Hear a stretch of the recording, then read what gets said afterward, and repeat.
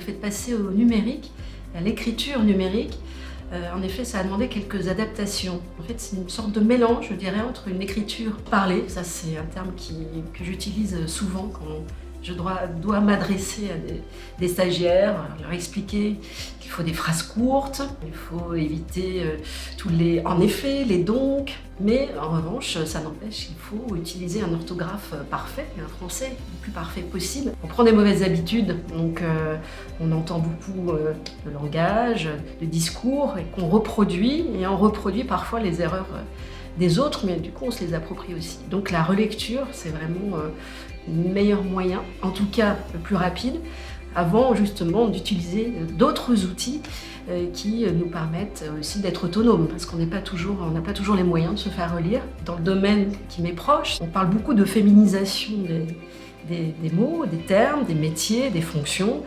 Alors là, évidemment, il y a les anciennes générations, entre guillemets masculines souvent, qui s'y opposent souvent ou fermement, et puis les nouvelles générations qui trouvent que c'est tout à fait logique. On discute, on négocie et on apprend chacun des autres. S'il fallait des formations, oui, il faudrait des formations avec justement ces nouveaux outils numériques, des petits tests qui seraient rapides.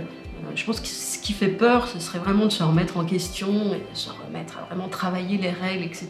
en profondeur. Il faut sans doute amener en tout cas tout ça avec une forme peut-être très ludique, sous forme de jeu, de questionnaire, de choses comme ça. Ce serait sans doute plus facile en termes de formation professionnelle.